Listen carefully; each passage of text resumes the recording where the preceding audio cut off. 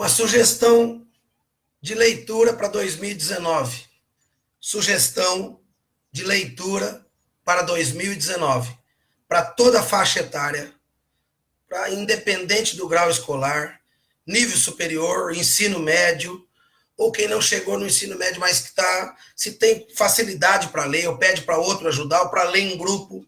Alunos de escola, primário, secundário, ginásio, ensino médio, colegial, universitários principalmente. Aqui, ó.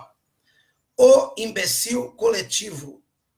O Imbecil Coletivo. Livro do professor Olavo de Carvalho. Tá?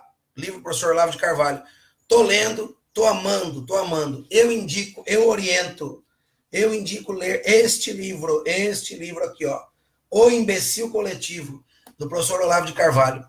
Um outro livro dele, que é Tudo que você precisa fazer, ou tudo que você precisa saber para não ser um idiota.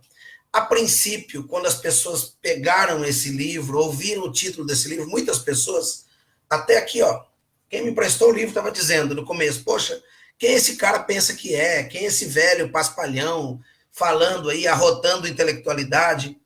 Mas depois que você começa a ler, depois que você começa a assistir os vídeos dele, você chega à conclusão que você, como eu cheguei, como muitos de nós, estávamos vivendo como imbecis, dentro de uma bolha ideológica.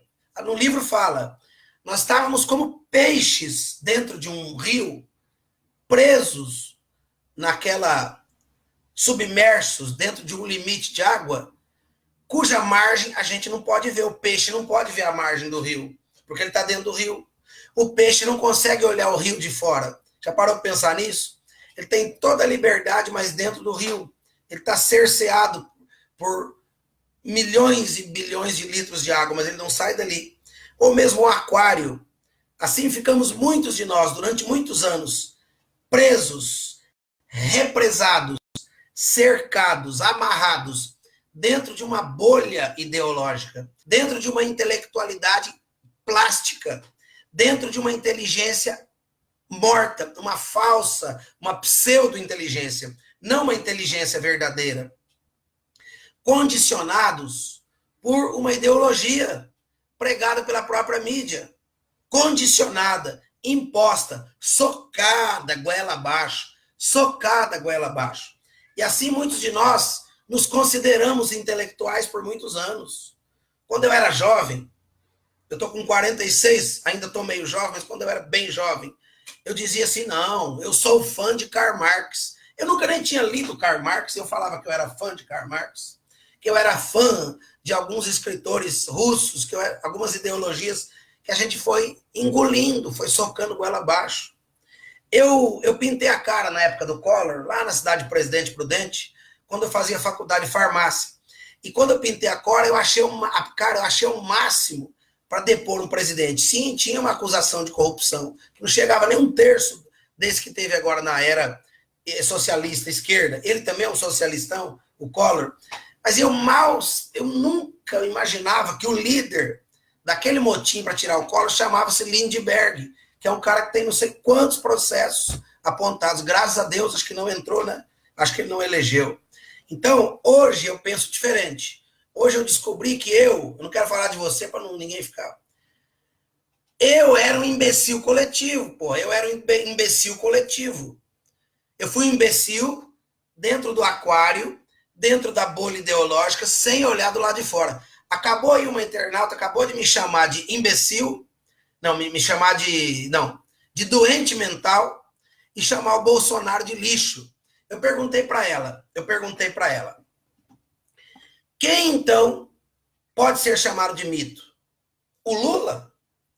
O Caetano Veloso? Um pouquinho mais de interrogações na frente. Manuela Dávila? Dilma? Aumenta as interrogações. Jano Willis? Pode reticentes interrogações, eternas interrogações. Né? Então, intelectual do ponto de vista imposto, do ponto de vista socado goela abaixo, do ponto de vista do aquário ideológico, cujas margens do rio a gente não pode ver, como peixes presos dentro do cativeiro. Mas aí esse cara aqui começou a chamar o povo de imbecil, e outro livro chamando de idiota, que a gente não gostava muito dele, muitos, né? Começou a fazer a gente ver que realmente a gente era um imbecil. A gente estava idiotizado pela mentalidade esquerda. Escolas, universidades, desde a República, enfiando histórias falsas na cabeça da gente, desde a proclamação da República, negando quem era o verdadeiro Dom Pedro II, quem foi a história linda da abolição. Você quer ver? Quer ver uma aula boa que eu indico? Professor Paulo Cruz. Professor Paulo Cruz é negro, é afrodescendente, é monarquista, é abolicionista e não gosta muito dessa coisa essa história mal contada pelos republicanos da escravidão do Brasil, da proclamação da República, e dizendo que temos que repensar. O movimento abolicionista foi a coisa mais linda do mundo. Inclusive, Dom Pedro e a Princesa Isabel queriam indenizar cada escravo com um pedaço de terra, mas foram impedidos pelos republicanos, que cobraram uma indenização do Dom Pedro por libertar os escravos. Não teve a mesma sorte que os quakers na Inglaterra, que os europeus e os Estados Unidos, quando aboliram seus escravos. Então, eu recomendo esse livro aqui, para que a gente saia da imbecilidade. Quero dar uma referência do professor Olavo, quero dar uma referência dele. Teve agora, recentemente, um debate entre Olavo de Carvalho e Alexander Dugin. Alexander Dugin é o maior intelectual no momento contemporâneo lá na Rússia. É o maior intelectual da Rússia, do neomarxismo, do, vamos dizer, do socialismo mais modernizado, fabiano, o socialismo velado, como diz o meu amigo aí, Dr. Gabriel.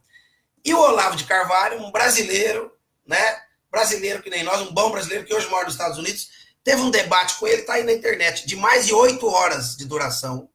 O russo tomou uma surra, mas tomou uma surra do Olavo de Carvalho, cujos fundamentos são cristãos, judaico-cristãos, é um católico conservador. A minha cunhada está fazendo um curso com ele, e eu e meu filho estamos fazendo o curso do Brasil Paralelo. Então, universitários, brasileiros, brasileiras, alunos de primário, secundário, ensino médio, magistério, o que seja, tá? Pais de família, professores, leiam O Imbecil Coletivo. Só a página aqui do Imbecil Coletivo, onde ele fala do intelectual coletivo, que é essa intelectualidade cerceada, condicionada, que é zero de pluralismo.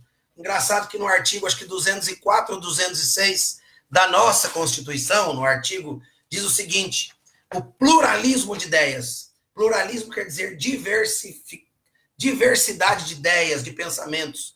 Ou seja, temos que pensar, temos que respeitar a opinião de alguém contrário politicamente, temos de respeitar a opinião de alguém contrário do ponto de vista religioso, temos que respeitar as religiões afro-indígenas, o candomblé, a umbanda, o espiritismo, o kardecismo, o budismo, o tinchuísmo, o islamismo, o cristianismo católico ortodoxo, o cristianismo católico tradicional, os protestantes, evangélicos, seixenoe. Sim, isso é pluralizar. Pluralização também na questão sexual, que as opções sexuais que existem. Mas sabe de uma coisa? Os primeiros a não ser plural, as primeiras pessoas a não serem plural, são os esquerdas. Porque eles colocaram como opção sexual uma sendo regente das outras. Colocaram a opção sexual homossexual, homoafetiva, como acima das outras. Né? Como uma ditadora ditando regras, querendo se infiltrar, fazer beijos gays dentro da igreja. Porra, então isso não é pluralizar. Pluralismo político, pluralismo filosófico. Os professores só ensinam nas universidades pensadores comunistas. Eles ensinam aí Karl Marx, os extremos, os brucutus dinossauros, Lenin, aí os mais de centro-esquerda, como os mais maleáveis, como Antônio Gramsci, e qual que é o outro, gente? Eu não me lembro agora o nome do pensador. Eles colocam um equilíbrio entre pensadores radicais e menos radicais, mas dentro do aquário esquerda. Dentro do aquário esquerda. Você não vai ver um professor ensinando, por exemplo, um pensamento de extrema direita, como Edmund Burke, eu já falei isso aqui umas vezes, como John Locke, como Adam Smith, os pais do neoliberalismo, ou do liberalismo econômico, cujos costumes eram conservadores nos costumes religiosos, familiares, mas liberais na economia. Então, os caras são os que menos pluralizam.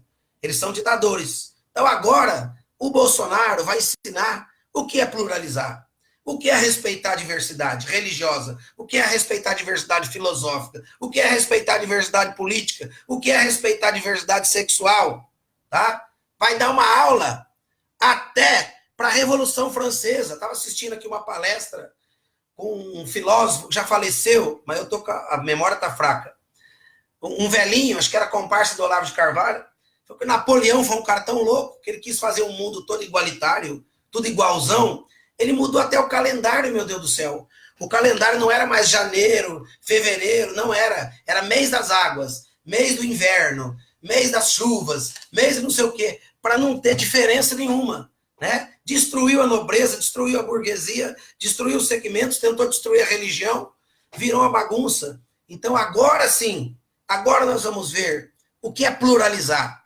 Agora vamos fazer jus a esse artigo da Constituição que está toda infectada de ditames comunistas, de ditames esquerdas, mostrando que um professor deve sim ensinar quem foi Karl Marx, deve ensinar sim quem foi Trotsky, deve ensinar sim quem foi Vladimir Lenin, Joseph Stalin, Antônio Gramsci, os dinossauros comunas, o Mao Tse Tung, mas ensinar também quem foi o seu Henry Ford, o criador das indústrias Fords aí, né? Ensinar os capitalistas, John Locke, Edmund Burke, Adam Smith, deve ensinar também os pais do pensamento, falar um pouquinho mais do Max Weber, que flertava com os pensamentos de direita também. Então, isso é pluralizar. Isso é ser democrático. Isso é ser muito mais igualzão do que o doido do Napoleão quis ser e todos os seus filhos, todos os seus descendentes. Então, eu recomendo o livro O Imbecil Coletivo, tudo que você precisa saber para não ser um idiota, tudo que você precisa saber para não ser um idiota, do Olavo de Carvalho também, e recomendo assistir os vídeos dele. Eu falo que a minha vida, a gente sempre tem um parâmetro histórico, né, espiritual, que nós estamos antes de Cristo e depois de Cristo. A história, ela está assim dividida. Eu digo que a nossa vida também é assim. Antes de Cristo é de um jeito. Quando você encontra Cristo, tua vida muda. Quando você encontra João 3,16, que Deus amou o mundo de tal maneira que enviou seu Filho único para que todo que nele crê não pereça, mas tenha vida eterna. A gente encontra Jesus, a vida muda. Então eu digo que a minha vida mudou com Jesus, antes e depois de Jesus, que eu encontrei Jesus, a humanidade também, os que encontraram a Cristo, mas também a minha vida, eu digo que ela tem dois períodos também. Antes e depois do Dr. Lair Ribeiro, que é um baita de um nutrólogo, cardiologista, que eu sigo, e antes e depois de Olavo de Carvalho. Não pode ser antes e depois de Lula. Não pode ser antes e depois como é que é o nome do outro lado, do candidato? O Haddad. Não pode ser antes e depois da Dávila, do Caetano Veloso, a menos que a gente só precisou conhecer eles para não repetir o erro, para não incorrer na mesma criminalidade, no mesmo erro histórico, no mesmo erro espiritual, no mesmo erro de bom senso, no mesmo erro filosófico, no mesmo erro geral, porque os caras erraram pra caramba, que nasceram para errar. Então, a minha vida está pautada antes e depois de Cristo, antes do Dr. Lair Ribeiro, depois do Lair Ribeiro, antes e depois do professor Olavo de Carvalho. Com certeza, Cristo na proeminência. Essas pessoas usadas por ele para nos ensinar a boa filosofia, com um pano de fundo judaico-cristão. A filosofia não de Nietzsche, a filosofia não ateia comunista, mas a boa filosofia de Tomás de Aquino, que ensina o homem a pensar, que põe o homem de frente de si mesmo, diante do espelho, reconhecendo que ele precisa, acima de qualquer suspeita e acima de tudo e todos, do encontro com Deus, com a sua consciência, para ele ser um cidadão melhor, não só espiritualmente, mas para a sociedade também. Então, vamos começar o ano com boas leituras, para a gente crescer mais, né? Joga toda essa parafernália aí, todo esse lixo mental, né, que a esquerda tentou jogar na cabeça dos filhos. Estimule seus filhos a ler esse livro aqui, ó. Agora nós somos maioria, não tem mais boca. Ensina seus filhos a ler esse livro aqui, para que ele não seja um imbecil coletivo. O próprio Olavo de Carvalho foi esquerda, e ele também acordou. Um outro livro dele que é o Jardim das Aflições. Então, beleza pura. Valeu. Feliz 2019. E é isso aí. Direto aqui de Campo Grande, da casa da mamãe.